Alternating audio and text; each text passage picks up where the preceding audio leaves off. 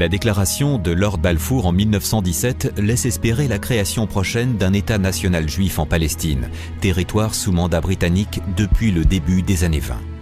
Mais curieusement, malgré la forte montée de l'antisémitisme à la fin des années 30, le Royaume-Uni prend des mesures afin de restreindre l'immigration juive dans ce territoire. Beaucoup de Juifs pressentent la nécessité de s'exiler rapidement. Pour eux, la création de leur futur État, Israël, devient indispensable.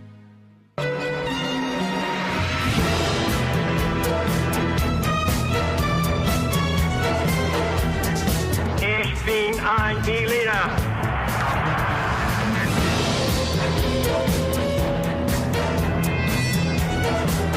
It is complete independence that we want.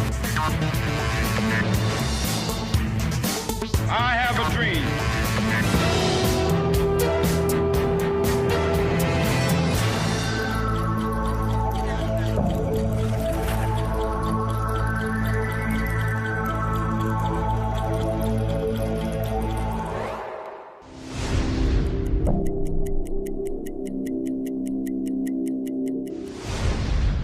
Après la destruction de Jérusalem et du Temple par les armées de l'empereur Titus en 70 après Jésus-Christ, les Juifs ont été chassés d'Israël par les légions romaines d'Adrien en 135. Ici, en fait, on les voit rentrant après leur victoire, après leur conquête de Jérusalem dans l'année 70 de notre ère. Et ils ont emporté avec eux des objets sacrés du Temple de Jérusalem, là-bas, et le plus connu, le plus important, c'est le chandelier à 7 branches qui s'appelle en hébreu la menorah et qui est aujourd'hui devenu aussi le symbole de l'État d'Israël. Ils se dispersent sur tout le pourtour méditerranéen, puis s'enfoncent vers l'intérieur du continent européen. C'est la diaspora juive. Entre persécution et période de paix, les Juifs constituent jusqu'au XVIIIe siècle en Europe une mosaïque de communautés solidement implantées. La communauté juive polonaise est alors la plus nombreuse et la plus active. En 1933, l'Allemagne porte au pouvoir des dirigeants fascistes, le Parti national-socialiste, nazi en allemand abrégé, qui prône la haine et la xénophobie. Il existe selon eux une race supérieure et une race inférieure. Certains individus sont des êtres dangereux au bas de l'échelle qu'il faut éliminer. En 1939, la guerre est déclarée permettant la réalisation du programme d'extermination nazi. En janvier 1942, les dirigeants allemands réunis décident d'utiliser des méthodes expéditives afin d'éliminer encore plus rapidement un très grand nombre de prisonniers. L'Holocauste, également appelé Shoah, mot hébreu signifiant catastrophe, a commencé. Les Tziganes, les Noirs, les Slaves, les Juifs, mais aussi les homosexuels, les journalistes, les communistes, les handicapés ou encore les opposants politiques. Pratiquement 10 millions de personnes, dont 6 millions de Juifs, seront massacrés dans ces camps. À la fin de la Seconde Guerre mondiale, le monde entier, choqué par l'Holocauste, essaie de trouver une solution au douloureux retour des Juifs survivants des camps de la mort. En 1947, la Grande-Bretagne annonce qu'elle mettra fin à son mandat en Palestine le 15 mai de l'année suivante. Le 29 novembre 1947, l'ONU vote une déclaration mettant en place un partage de la Palestine entre Juifs et Arabes. Jérusalem restant neutre. Le territoire juif est trouvé. Le problème israélo-palestinien est né. Mais pour bien comprendre tout ce qui s'est passé, revivons étape par étape tous ces événements.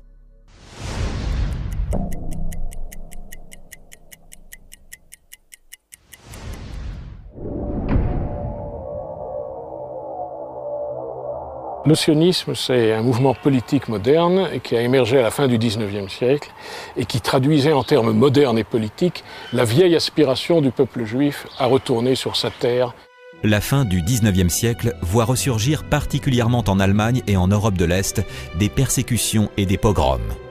Face à ces exactions naît un mouvement, le sionisme.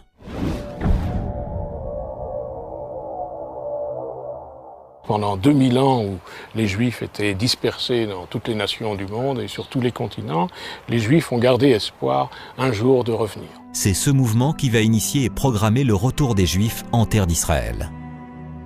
Ce nationalisme trouve ses racines au sein du judaïsme libéral d'Europe de l'Est, en but à de nombreux mouvements antisémites. Sa philosophie est basée sur le respect de l'homme et de ses droits. Il revendique un territoire pour les Juifs du monde entier, de préférence en Israël. Le sionisme tire en effet son nom du mont Sion, l'une des collines qui entourent Jérusalem. Il s'oppose ainsi fortement au judaïsme orthodoxe, qui refuse l'idée de retourner en terre promise sans la venue préalable du Messie. L'auto-émancipation, le premier grand texte sioniste, est publié dès 1882 par Léon Pinsker, un médecin russe.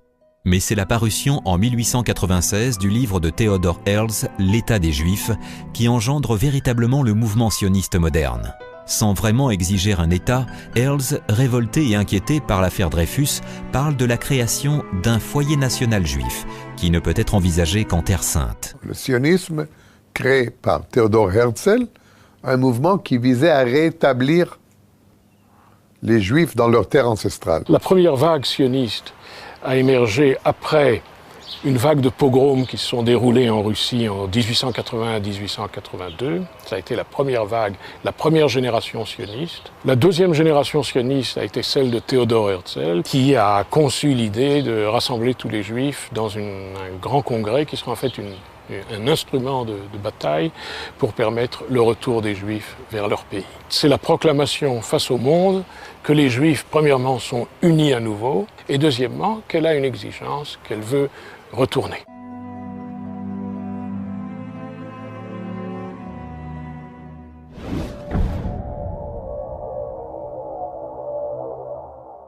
En 1917, les Anglais, pour convaincre les Arabes de se battre à leur côté contre l'Empire ottoman dirigé par les Turcs, leur avaient promis un État.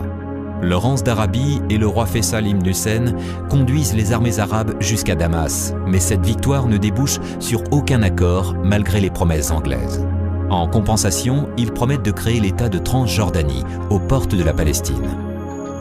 Retournement de situation. Le 2 novembre 1917, Lord James Balfour, secrétaire au Foreign Office, annonce que la Grande-Bretagne est favorable à la création d'un foyer national pour le peuple juif en Palestine. Et l'idée a pris racine pendant les premières années du XXe siècle, et alors la Ligue des Nations, c'est comme ça que ça s'appelait alors, a décidé d'octroyer à la Grande-Bretagne la mission de construire un foyer national pour les Juifs ici. C'est une décision très importante qui n'est pas qu'anglaise. Elle est soutenue par les Français, elle est soutenue par tous les alliés, et elle sera entérinée à la suite de la Première Guerre mondiale, elle sera entérinée par la Société des Nations. Société des Nations qui était l'ONU de l'époque. Et donc la déclaration Balfour et la présence des Anglais, le mandat britannique, créent les conditions favorables au développement du sionisme. Cette déclaration fait l'effet d'une bombe. En encourageant la création d'un État juif en Palestine tout en promettant l'indépendance aux pays arabes, les Britanniques contribuent à la montée du conflit. Immédiatement, les pays arabes protestent et demandent que l'État juif soit implanté ailleurs. On a présenté Ouganda, on a proposé l'Afrique du Sud, on a proposé plusieurs propositions. L'Empire britannique a proposé plusieurs propositions pour créer un foyer national juif. Hitler lui-même avait proposé à un moment donné de leur offrir Madagascar en tant que terre promise, etc. Le Congrès sioniste réuni estime lui que seule la Palestine, berceau historique du judaïsme, peut convaincre à l'immigration les populations juives d'Europe. Pour avoir plus de force, sûrement, il faut avoir du symbolique, il faut avoir de la beauté, il faut avoir de l'ancienneté historique. Et tout ça vient avec l'idée de terre promise. À l'issue de la Première Guerre mondiale, la France et l'Angleterre démantèlent les 3 empires existants, dont celui concerné par la question de la Palestine, l'Empire ottoman. Seule la Palestine peut convenir à donner d'un côté des territoires aux Arabes et de l'autre aux Juifs. Aussi, en 1919, le traité de paix de Versailles entérine cette décision et néglige le devenir des peuples de Palestine. Herzl meurt en 1904 sans qu'on ait beaucoup progressé, mais l'idée a été lancée, la structure a été créée.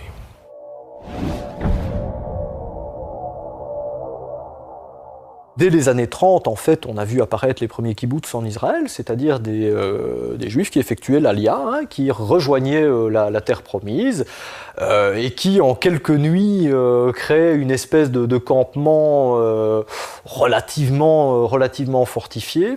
L'immigration juive en Palestine ne cesse de croître au cours des années 30. En signe de protestation, les Arabes déclenchent en avril 1936 une grève générale. Elle dégénère rapidement en une quasi-insurrection contre les Juifs et les Anglais. à partir de là, du moment où la seule réponse, depuis avant même la proclamation, c'est la guerre, qui est une guerre civile. J'ai appelé civile au sens arabe de Palestine contre juifs de Palestine, et une guerre tout à fait stratégique, importante, qui permet aux Israéliens de consolider leur position en Galilée, de rendre viable beaucoup de choses qui n'étaient pas viables avant, dans le plan de partage. La commission Peel, mandatée par les Anglais, préconise un partage de la Palestine en 2 États séparés, l'un juif et l'autre arabe, et que Jérusalem soit sous contrôle international. Pendant longtemps, on a dit que le foyer national juif s'était installé sur une terre vide d'habitants. C'est pas tout à fait vrai.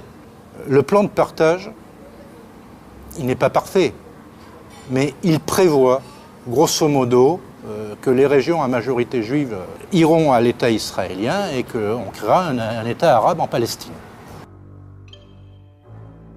Cette solution sera oubliée dans les tiroirs du gouvernement britannique. En 1939, le gouvernement anglais instaure le Livre blanc, qui limite l'immigration juive vers la Palestine à 75 000 personnes pendant les 5 années à venir. La montée du nazisme en Allemagne en 1933, et d'autre part, de manière plus générale, la montée de l'antisémitisme dans toute l'Europe, crée des conditions absolument favorables au sionisme. La plupart des pays adoptent d'ailleurs des quotas restreignant l'immigration juive sur leur sol. Les États-Unis sont fermés depuis 1924, la plupart des pays du monde se sont fermés depuis 1929. Et la politique britannique va être systématiquement de réduire, de fermer la porte à l'immigration juive. Ainsi, pendant toute la Seconde Guerre mondiale, seuls 25 000 juifs ont été admis aux États-Unis. Et c'est ça le paradoxe dramatique du sionisme à la fin des années 30. Le peuple juif, plus que jamais, est prêt à venir ici, et la politique britannique est, sur pression arabe, la fermeture des portes. Face à ces politiques d'accueil difficilement acceptables et peu encourageantes, le mouvement sioniste cherche d'autres solutions plus radicales.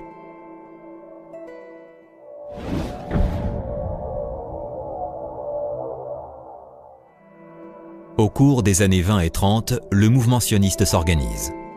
C'est beaucoup plus que des colonies, c'est en fait ce qu'on appelle l'État en marche. L'État en marche, c'est en fait une petite société juive qui grandit au fur et à mesure de l'arrivée des immigrants.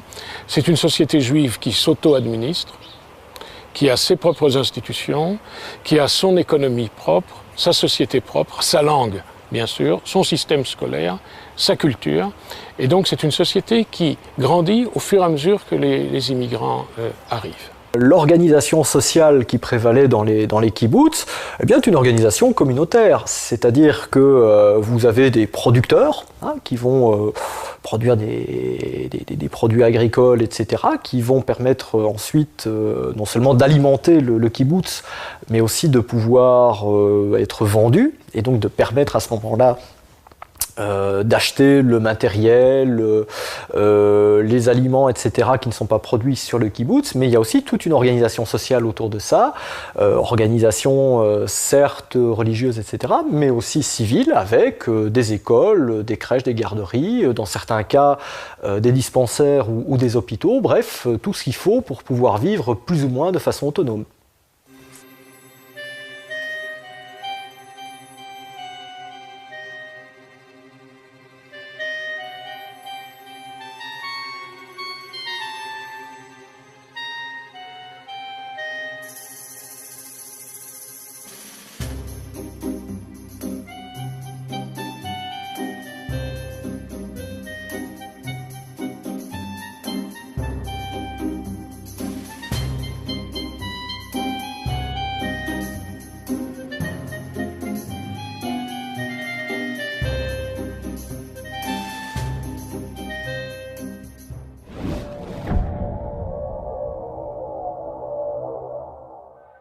L'Agence juive est créée en 1929. Elle est chargée d'acheter, avec les fonds recueillis en Europe et aux États-Unis, des terres situées en Palestine et destinées aux futurs colons juifs.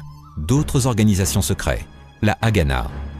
C'est le bras armé de l'Agence juive. Son rôle est la défense des colonies juives en Israël. Le Palmar, groupe des combattants d'élite de la Haganah, est quant à lui chargé de la sécurité des routes reliant les colonies juives implantées en Israël. Le Palmach est créé en 1941, constitué comme des troupes de choc, c'est-à-dire des troupes d'élite, structurées de manière totalement différente que la Haganah. La Haganah est encore une milice assez lourde, et une milice territoriale assez lourde. Le Palmach a déjà en lui des éléments structurels d'une armée. Le 10 juillet 1947, l'épopée tragique d'un vieux bateau, le transporteur côtier américain President Warfield, affrété par la Haganah et rebaptisé Exodus, sera connu du monde entier. Arraisonnés par la marine britannique à quelques centaines de mètres de la terre promise, les malheureux émigrants de l'Exodus sont embarqués de force et finiront dans le camp de réfugiés de Poppendorf.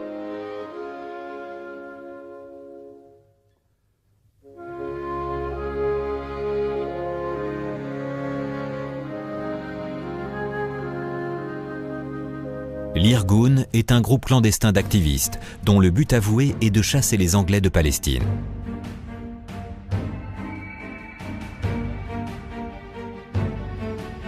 Le Hetzel, ce qu'on appelle en français l'Irgun, est une organisation créée en 1931, retravaillée en 1937, qui, elle, représente une association liée à l'extrême droite sioniste et qui prône une attitude beaucoup plus violente à l'égard des Arabes que la Haganah.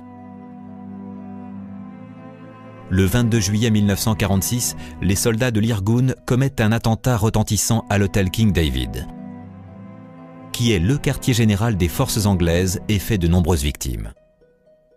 Le Stern, autre groupuscule juif armé dirigé par Abraham Stern, est lui aussi partisan d'une action violente. Tout comme l'Irgun, cette organisation est responsable de nombreux attentats contre les Anglais. Le groupe Stern est né en 1940 d'une rupture de l'Irgun sur la base d'une question qui à l'époque était une question fondamentale, de savoir qui est l'ennemi principal. Ça va conduire le groupe Stern à des aberrations, à divers types d'aberrations pendant la guerre, notamment une proposition faite aux Allemands d'alliance entre les Juifs et l'Allemagne, proposition que les Allemands étaient absolument considérés comme absolument loufoque ce qu'elle était. Comme l'Irgun, il sera lui aussi intégré à la Haganah pour renforcer la future armée de l'État hébreu. Deux des principaux chefs de l'Irgun et du Stern, Yitzhak Shamir et Menahem Begin, qui dirigeaient entre autres l'attentat de l'hôtel King David, accéderont tous les deux bien des années plus tard au poste de Premier ministre de l'État d'Israël. La cohabitation difficile avec les populations arabes devient de plus en plus préoccupante.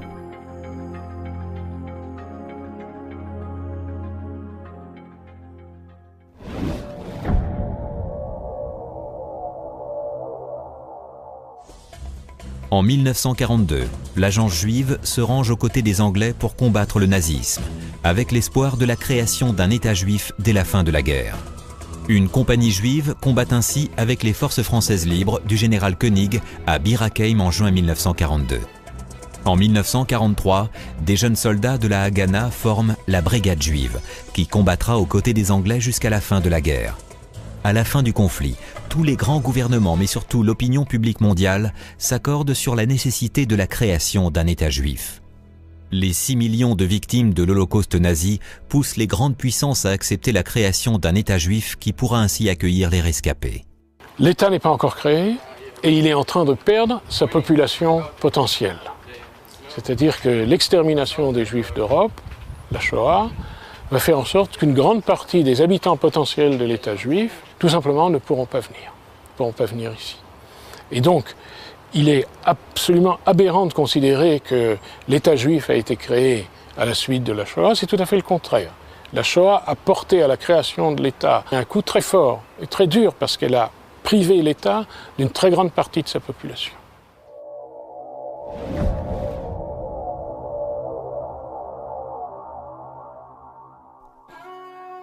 Au lendemain de la Première Guerre mondiale, profitant de la dissolution de l'Empire ottoman, les partisans d'un islam rénové dont fait partie le roi Faisal ibn Hussein préparent un mouvement nationaliste arabe. Sous l'influence des communautés chrétiennes de Syrie et du Liban, ils prônent une société musulmane au sein d'un État moderne, mais qui sépare nettement le politique du religieux. Le panarabisme est né. Alors qu'il semble en théorie assez proche dans ses grandes lignes du sionisme, il s'opposera à lui tout au long du XXe siècle.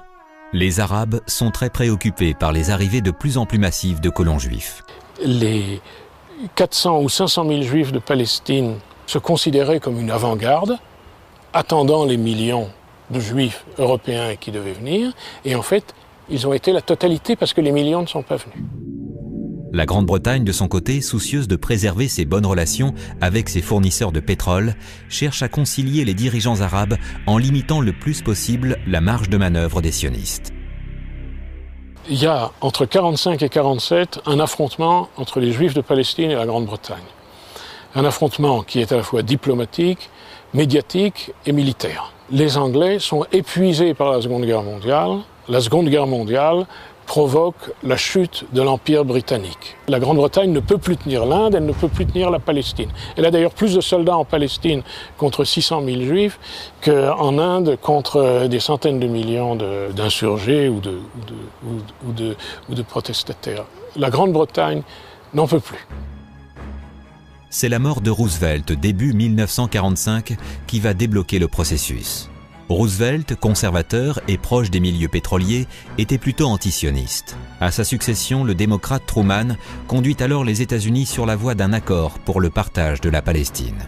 De leur côté, les Soviétiques changent aussi de politique et votent pour le partage de la Palestine. Andrei Gromyko, lors d'un discours aux Nations Unies, plaide pour cette solution. Les Anglais, qui s'estiment jugés partis, s'abstiennent lors du vote. La France, longtemps indécise, se laisse finalement convaincre par Chaim Weizmann et vote favorablement. Tout est désormais en place pour officialiser la création de l'État d'Israël.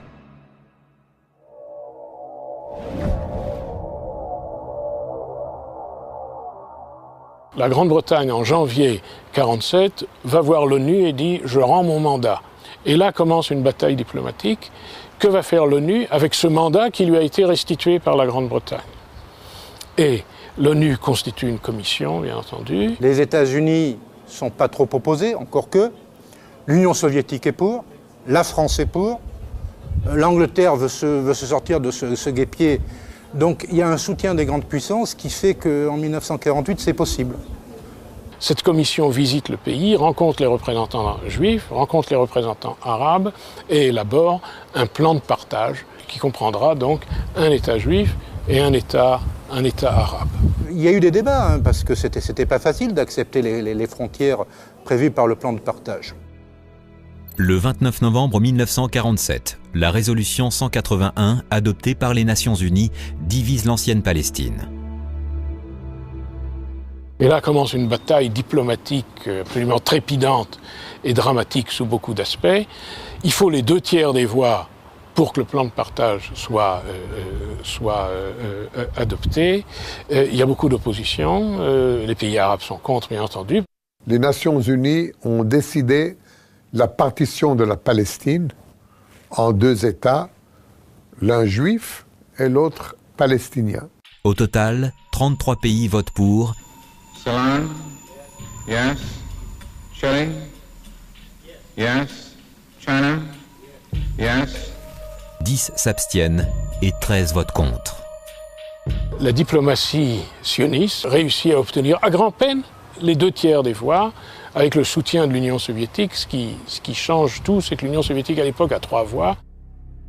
La Grande-Bretagne, dont le mandat expire le 15 mai 1948, prévoit de retirer toutes ses troupes de Palestine le 1er août, dernier délai. Pendant cette période, la Palestine connaît une succession d'attentats, d'émeutes et d'incidents qui font monter la tension entre les communautés.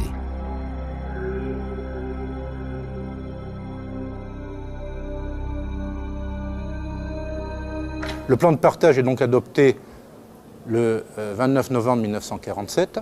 Immédiatement, ça débouche sur une guerre civile ici. À partir du 29 novembre au soir, commence la lutte entre les Juifs de Palestine et les Arabes de Palestine.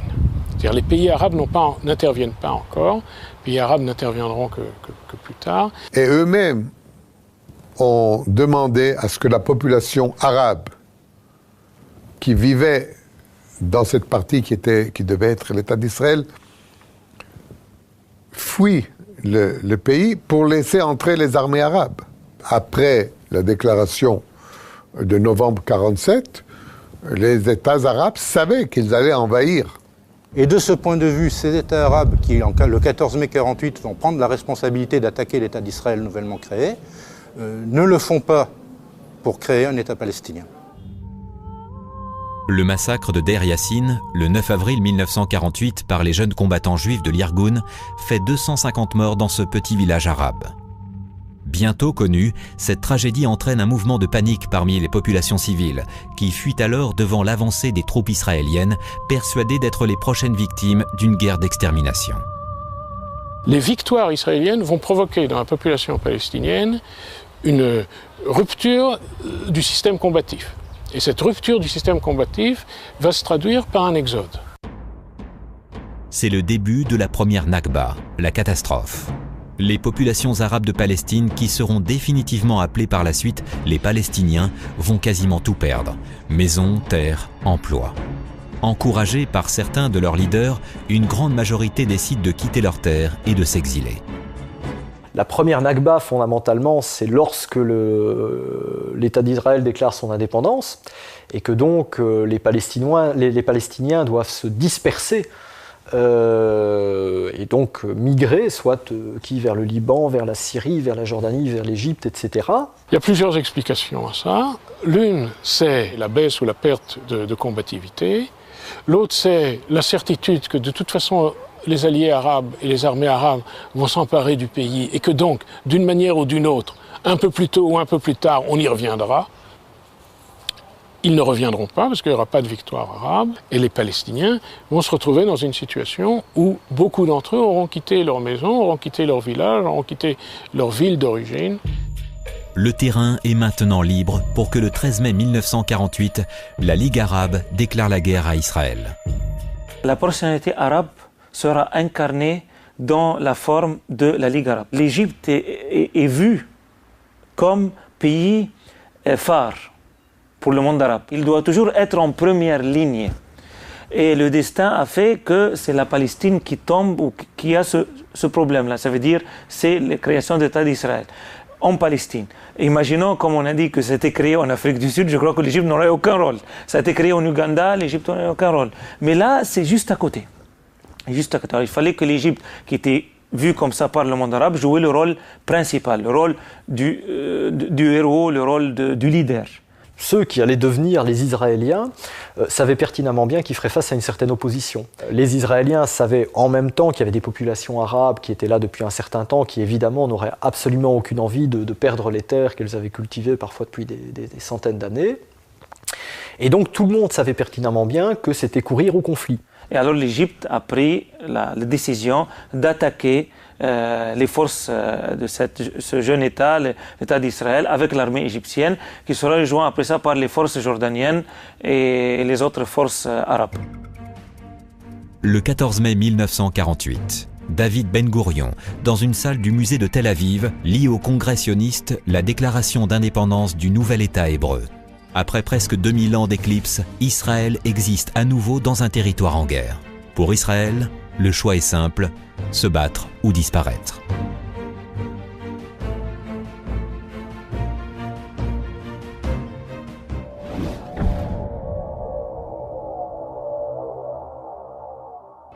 Face à Tsahal, les forces armées arabes sont supérieures en nombre, environ 50 000 hommes au total, et possèdent du matériel militaire. Les Égyptiens disposent de chars légers et d'automitrailleuses.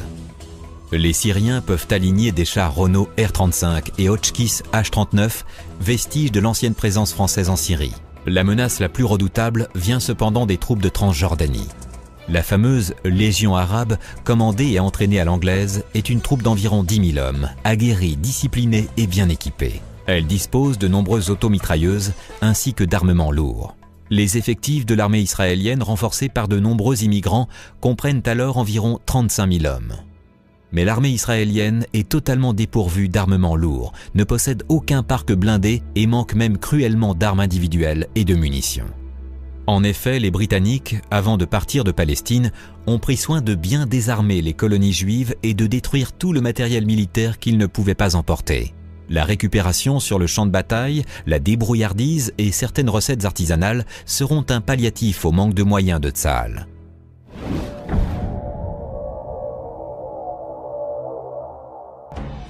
Immédiatement après la proclamation de Ben Gourion le 15 mai 1948, les armées de la coalition arabe comprenant l'Égypte, la Syrie, le Liban, l'Irak et la Transjordanie attaquent Israël sur 3 fronts.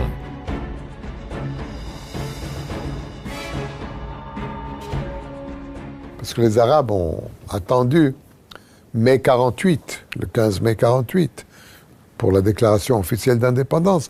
Et dès qu'il y a eu alors ils ont envahi le pays. L'armée égyptienne va commencer avec d'autres armées arabes pour casser l'État d'Israël. Dans cette configuration tactique, le contrôle des routes entre les diverses colonies juives implantées sur tout le territoire est crucial. Sur le front sud, à partir de Gaza, l'Égypte attaque le long de la côte, cherchant à remonter vers Jérusalem. Au nord, Syriens, Irakiens et Libanais lancent leur offensive depuis les hauteurs du plateau du Golan. L'intervention syrienne en Galilée, elle est pour se donner, avec le Liban, etc., une grande fenêtre sur la mer Méditerranée. L'Égypte, son offensive sur Beersheba, c'est pour étendre le Sinaï, etc. Ce n'est qu'après que la question palestinienne se reposera, de façon d'ailleurs dramatique. Malgré de graves difficultés face aux vieux chars français, les forces israéliennes, beaucoup plus motivées, parviendront à contenir les attaques. Les forces jordaniennes, à l'est, passent aussi à l'attaque.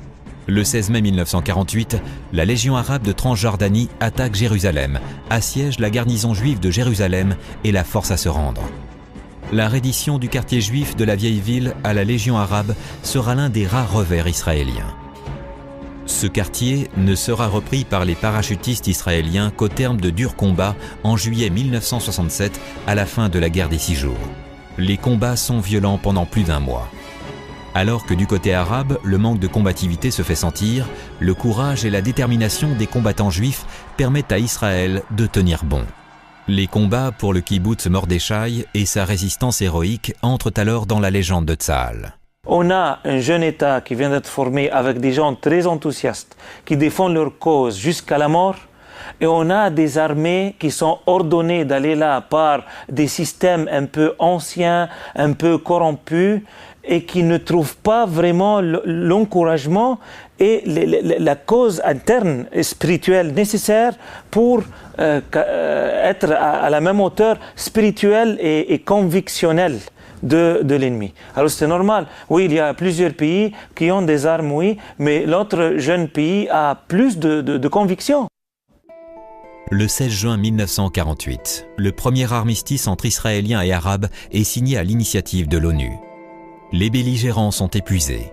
Israël met néanmoins à profit ce court répit pour organiser 2 brigades mobiles, l'une mécanisée et l'autre blindée au cas où l'offensive reprendrait. C'est le cas le 9 juillet 1949. Les Israéliens reprennent le dessus et leur 8e brigade blindée, dont l'un des 2 bataillons, le 88e, est commandé par un jeune colonel du nom de Moshe Dayan, réussit à contenir et à repousser la Légion arabe. Partout, les forces arabes commencent à reculer. La coopération entre les armées arabes devient difficile. Le roi Abdullah de Transjordanie ordonne à ses troupes d'être sur la défensive et de ne plus progresser. Ce répit permet à Tsahal de se retourner contre les Égyptiens en toute sécurité et de renverser le cours des événements. Les Israéliens font preuve de pas mal d'ingéniosité.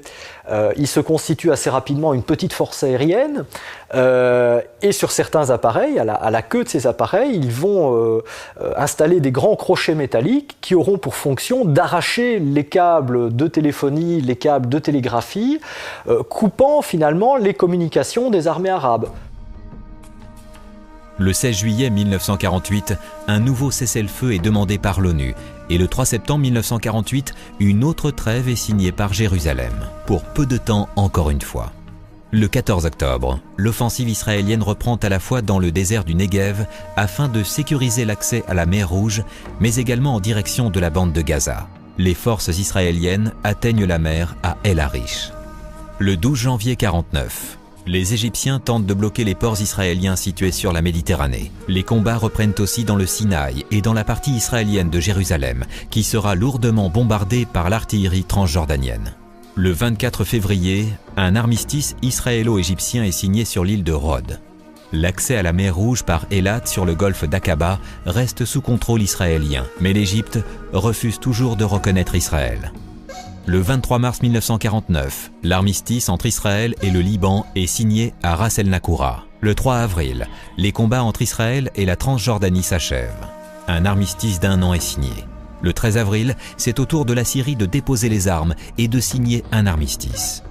La guerre est finie, Israël a gagné. L'histoire des conflits prouve que ce n'est pas la puissance militaire qui fait le poids des choses, mais c'est l'enthousiasme et la croyance à la cause. Le bilan est lourd, mais le résultat est là. Israël a survécu. Des hommes ont été les grands acteurs de cette époque. Qui sont-ils ?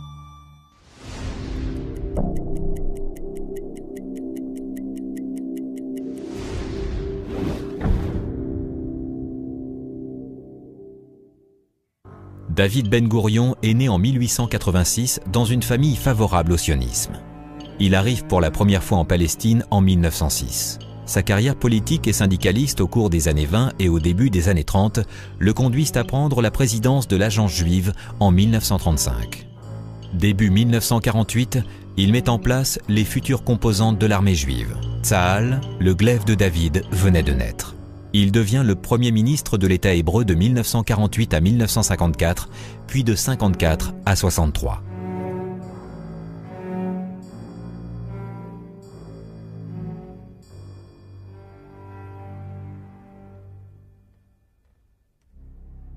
Chaim Weizmann est né en Russie en 1878. Diplômé de chimie, il s'installe en Angleterre en 1904. Pendant la Première Guerre mondiale, il participe à l'effort de guerre britannique en mettant au point une méthode pour créer des explosifs en grande quantité. Il obtient par la suite la nationalité britannique. Rallié très tôt au mouvement sioniste, il participe en 1917 à l'élaboration de la déclaration Balfour, qui va prôner la création d'un État juif en Israël. Il est à la tête de l'Organisation sioniste mondiale de 1920 à 1931, puis de 1934 à 1946. En 1929, il devient président de l'Agence juive. Unanimement reconnu et respecté par la communauté juive mondiale, il est le premier président élu de l'État d'Israël en 1948.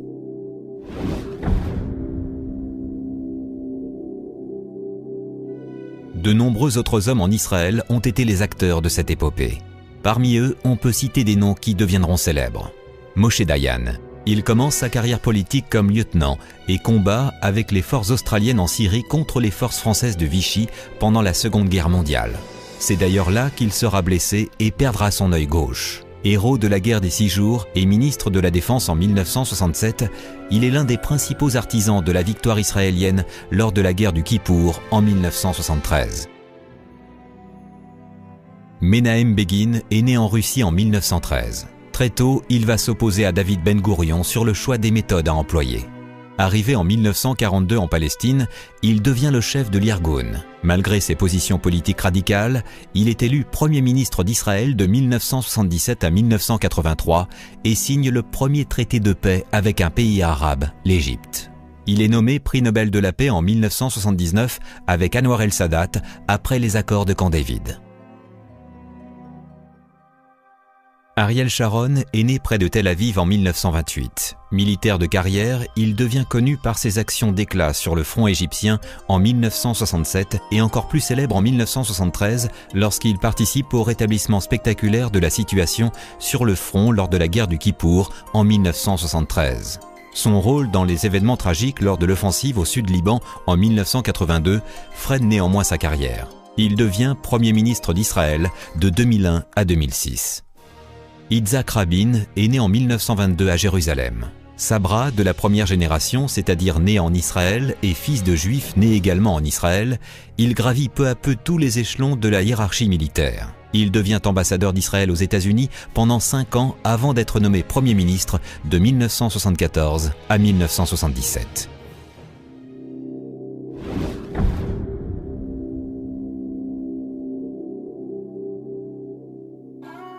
1 300 000 Arabes habitent la Palestine à la date du 29 novembre 1947. Pour eux, le vote des Nations Unies est totalement inacceptable. Depuis presque 2000 ans, la Palestine est la terre occupée par leurs ancêtres. Ces populations seront désormais appelées les Palestiniens. Comme les Juifs depuis 2000 ans, ils deviennent un peuple sans terre, une population sans représentation. Jusqu'au jour où un homme fonde l'OLP, l'Organisation de libération de la Palestine. Cet homme, c'est Yasser Arafat. Yasser Arafat est né au Caire en 1929. Il dirige le Fatah, puis l'OLP. Le Fatah est un mouvement national palestinien de libération né au Koweït en 1959 qui s'est installé à Gaza au début des années 60. Il connaît en 83 une grave crise interne à la suite de l'invasion par Israël du Liban. L'Organisation de libération de la Palestine, l'OLP, est initiée au départ par les membres de la Ligue arabe dans le but de libérer la totalité de la Palestine du mandat britannique en 1945. La guerre des 6 jours a transformé ce mouvement en organisation de guérilla palestinienne. Et Yasser Arafat le dirige de 1969 à 2004, date de sa mort à Clamart, en France. Considéré pendant plusieurs décennies comme un chef de mouvement terroriste, il apparaît finalement dans les années 90 comme un partenaire de discussion avec les Israéliens et obtient le prix Nobel de la paix en 1994.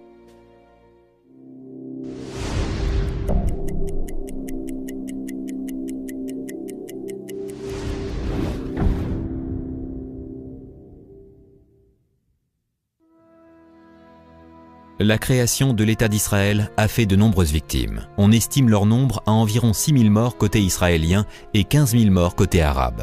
Une partie de la Cisjordanie et de Jérusalem, la bande de Gaza, une grande partie du désert du Negev et les hauteurs du Golan au nord du pays ont été conquises par l'armée israélienne.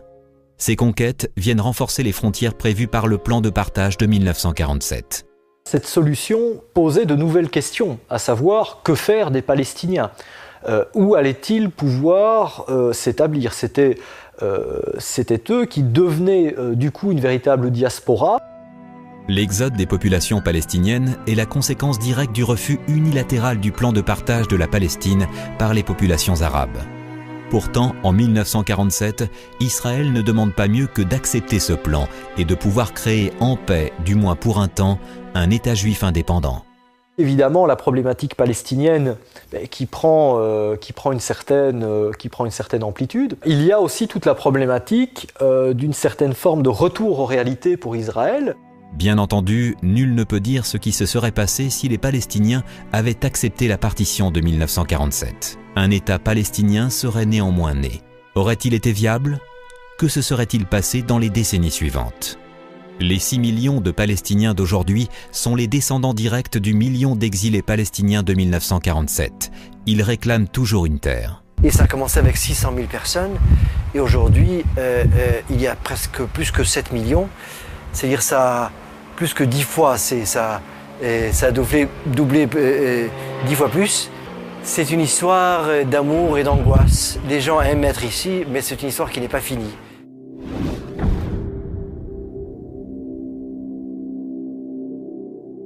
Les conséquences politiques de la création de l'État d'Israël sont nombreuses. Rapidement, Israël est reconnu officiellement par un grand nombre de pays. Le 11 mai 1949, l'État d'Israël est admis à siéger à l'ONU et le 15 mai, le Parlement israélien vote la loi instaurant une immigration juive totale et sans restriction en provenance des pays d'Europe. Un des événements les plus importants du XXe siècle était la création de l'État d'Israël, parce que c'est quand même étonnant qu'un peuple arrive à remonter le courant de l'histoire. C'est étonnant, ça ne s'est jamais vu. Israël a définitivement achevé son processus d'indépendance, en sens qu'il a définitivement démontré que c'était un acteur militaire crédible et capable de survivre sur la scène du Moyen-Orient. Politiquement, Israël a gagné. Il va se développer et tenter de survivre entouré de pays arabes voisins plus préoccupés de revanche que de paix. C'était le germe de cet esprit de revanche qui a commencé bien sûr avec ça. C'était en fait, on va dire, c'est le début réel de cet esprit-là, puisque avant c'était des tractations sur le terrain. On ne pouvait pas imaginer qu'il y aura un État vraiment officiel qui sera créé et tout ça. Mais une fois que c'est fait, là, les premières idées, et toujours chez les Palestiniens et chez le reste du monde arabe, c'est il faut casser cet État. Cette région du monde est devenue en 1949 une gigantesque bombe à retardement qui éclatera plusieurs fois dans les décennies suivantes. Il y a eu des hauts et des bas. Nous avons eu des percées extrêmement importantes. La paix avec l'Égypte, la paix avec la Jordanie. Les efforts de paix avec les Palestiniens qui n'ont pas encore abouti, mais qui, espérons-le, aboutiront un jour. Aujourd'hui, les Palestiniens descendants des réfugiés de 1947 attendent toujours d'avoir une terre.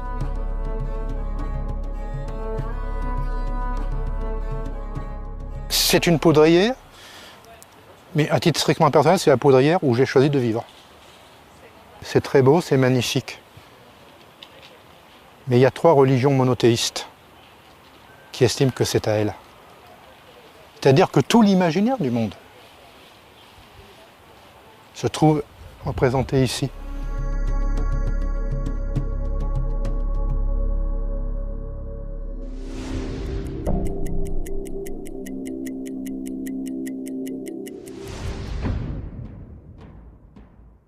Suite à la destruction de Jérusalem par les armées romaines en 70 après Jésus-Christ, les Juifs ont été chassés d'Israël et se sont dispersés. C'est la diaspora juive.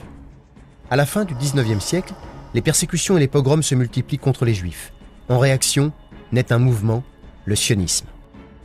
En 1896, le livre de Theodor Herzl, L'État des Juifs, est le véritable déclencheur du mouvement sioniste moderne.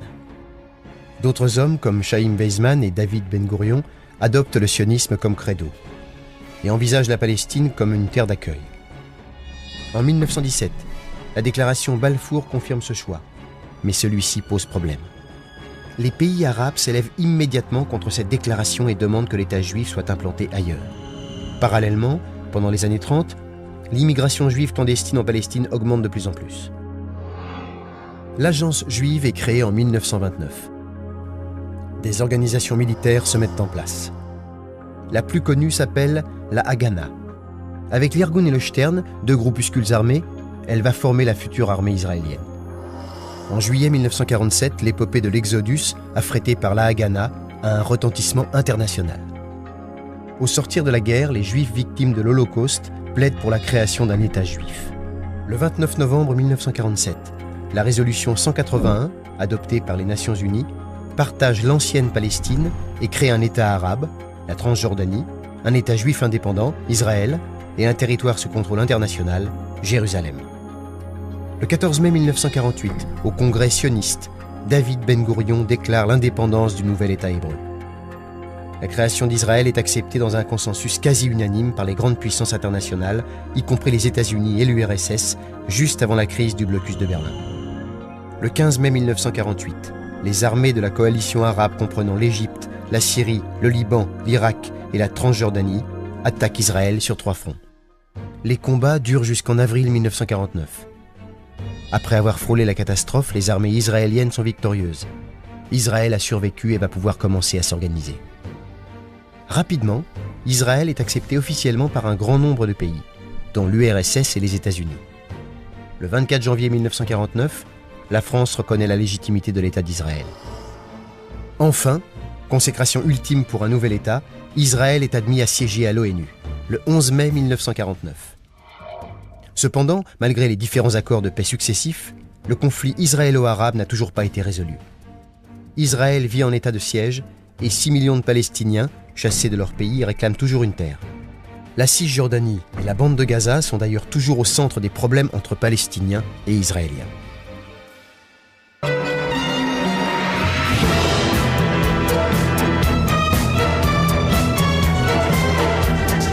Ich bin ein Berliner.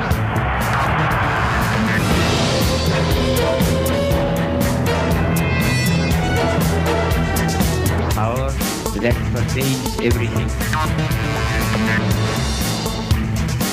I have a dream.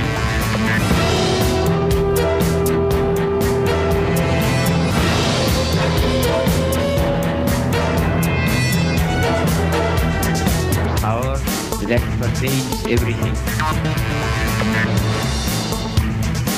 I have a dream.